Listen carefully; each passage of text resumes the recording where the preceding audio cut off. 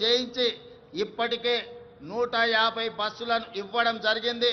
తొందరలోనే 450 బస్సులను మహిళలకు అందించడం ద్వారా ఆర్టీసీలో మహిళలు ఉచితంగా బస్సు ప్రయాణం చేయడమే కాదు, ఆర్టీసీ సంస్థకు 600 బస్సులను ఈరోజు ఎంగేజ్ చేసి వాళ్ళు ఆర్థికంగా ఎదగడానికి రాష్ట్ర ప్రభుత్వం మహిళా సంఘాలకు చేయూతనందిస్తూ ముందుకు వెళ్ళడం జరుగుతుంది. అదేవిధంగా మహాలక్ష్మి పథకం ద్వారా 500 రూపాయలకే గ్యాస్ సిలిండర్ ఇవ్వడమే కాదు, 200 యూనిట్లు ఉచిత విద్యుత్తు ఈనాడు ఆడబిడ్డలకే మనం ఇవ్వడం జరుగుతుంది.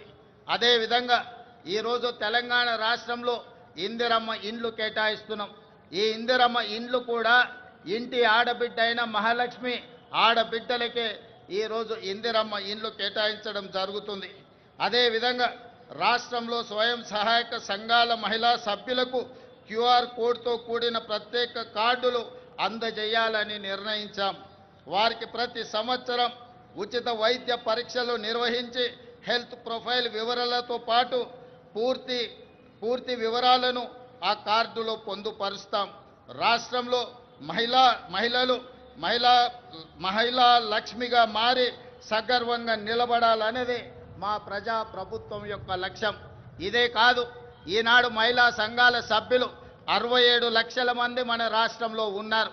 వాళ్ళందరికీ కూడా ప్రతి సంవత్సరం 2 జతల చీరలను ఆడబిడ్డ కానుకగా ఈరోజు తెలంగాణ రాష్ట్ర ప్రభుత్వం ఇవ్వడం ద్వారా వాళ్ళ ఆత్మగౌరవాన్ని నిలబెట్టి ఈ మహిళలతో మాకు కుటుంబ అనుబంధం ఉంది అని చెప్పి ఈనాడు తెలంగాణ ప్రజాప్రభుత్వము ఒక ఔదార్యాన్ని ప్రదర్శించి ఆడబిడ్డలను ఆదుకునే ప్రయత్నం చేస్తున్నాం. అదేవిధంగా మిత్రులారా, రాష్ట్రానికి రైతే వెన్నెముక. అందుకే రైతు సంక్షేమమే ధ్యేయంగా ప్రజాప్రభుత్వం పనిచేస్తుంది. ఇచ్చిన మాట ప్రకారం ఏకకాలంలో 2 లక్షల రైతు రుణమాఫీ చేసి రైతులను రుణ విముక్తులను చేశాం. కేవలం మొదటి సంవత్సరం లోపలనే 25,35,964 మంది రైతు కుటుంబాలకు 20,617 కోట్ల రూపాయల రైతు రుణమాఫీ చేసి రుణ విముక్తులను చేయడం ద్వారా రైతులు ఆత్మగౌరవంతో బ్రతికే విధంగా ఈనాడు ప్రజాప్రభుత్వం చర్యలు చేపట్టింది. అదేవిధంగా ఈనాడు రైతులకు ఉచిత కరెంటు కోసం ప్రతి సంవత్సరం 15,333 కోట్లతో ఉచిత విద్యుత్తును అందిస్తున్నాం. రైతు భరోసా పథకం కింద రైతులకు పెట్టుబడి సాయాన్ని ఎకరాకు 12,000 ప్రతి సంవత్సరానికి పెంచడం జరిగింది. ఇవాళ రైతులకే కాదు, రైతు కూలీలకు, ఉపాధి హామీ కూలీలకు ఇందిరమ్మ ఆత్మీయ భరోసా పథకం ద్వారా భూమి లేని వ్యవసాయ కూలీ కుటుంబాలకు ఏడాదికి 12,000 రూపాయలు ఉచితంగా అందించే పథకాన్ని ప్రవేశపెట్టినమని చెప్పడానికి నేను ఆనందిస్తున్నాను. అదేవిధంగా వరి ధాన్యానికి మద్దతు ధరతో పాటు సన్న వడ్లకు 500 రూపాయల బోనస్ ఈరోజు చెల్లిస్తున్నాం. దీనివల్ల రైతులకు అదనపు ఆదాయం లభించడమే కాకుండా రాష్ట్రంలో సన్న ధాన్యం దిగుబడి భారీగా పెరిగింది. దీంతో 2,72,75,00,000 మెట్రిక్ టన్నుల వరి ఉత్పత్తి తెలంగాణ రాష్ట్రం సాధించి దేశంలోనే ప్రథమ స్థానంలో ఈరోజు తెలంగాణ రాష్ట్రము నిలబడ్డది. అదేవిధంగా పెరిగిన ధాన్యం ఉత్పత్తికి తగినట్టుగా రాష్ట్ర వ్యాప్తంగా 8,000 కొనుగోలు కేంద్రాలను ఏర్పాటు చేశాం. రైతులు పండించిన ప్రతి గింజను ప్రభుత్వం కొనుగోలు చేసి రైతులు దళారుల బారిన పడకుండా కాపాడడం జరుగుతున్నది. భూ వివాదాలు లేని తెలంగాణ లక్ష్యంగా భూభారతి 2025 చట్టాన్ని తీసుకువచ్చాం. గతంలో ఉన్న ధరణి చట్టం కొద్ది మందికి చుట్టమైతే ఈనాడు భూభారతి చట్టం పేద ప్రజలందరికీ రక్షణ కల్పించే చట్టంగా మార్చి ప్రతి పేదవాడి సమస్యను పరిష్కరించి ఈరోజు అసైన్మెంట్ భూములతో పాటు అడవుల్లో ఉన్న ఆదివాసీలకి అందించిన అటవీ హక్కుల చట్టాలను అమలు చేసి వాళ్ళ భూములకు రక్షణ కల్పించే విధానాన్ని ఈనాడు భూభారతి చట్టంలో మనం తీసుకురావడం జరిగింది.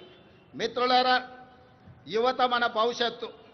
అందుకే ప్రజాప్రభుత్వం అధికారంలోకి వచ్చిన వెంటనే 16 నెలల్లో దాదాపుగా 60,000 ప్రభుత్వ ఉద్యోగ నియామకాలు చేపట్టడం ద్వారా తెలంగాణ ఉద్యమంలో తెలంగాణ రాష్ట్ర సాధనలో ముందు భాగాన నిలబడ్డ నిరుద్యోగ యువకులకు ఒక నమ్మకాన్ని, విశ్వాసాన్ని, భరోసాని ఈ ప్రజాప్రభుత్వం అందించడం జరిగింది.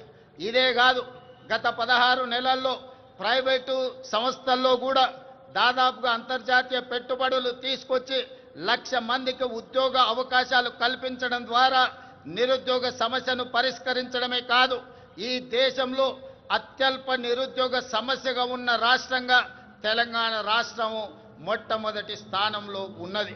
అదేవిధంగా మిత్రులారా, ఈనాడు ఉద్యోగ నియామకాలలో వైద్య రంగంలో కావచ్చు, పోలీసు రంగంలో కావచ్చు, నీటిపారుదల, సింగరేణి కాలరీస్ ఇలా చెప్పుకుంటూ వెళ్తే ప్రభుత్వంలో ఉన్న ప్రతి ఖాళీలను ఈనాడు భర్తీ చేయడం ద్వారా నిరుద్యోగుల విశ్వాసాన్ని ఈ రాష్ట్ర ప్రభుత్వం చురగొన్నదని చెప్పడానికి నేను చాలా సంతోషిస్తున్నాను.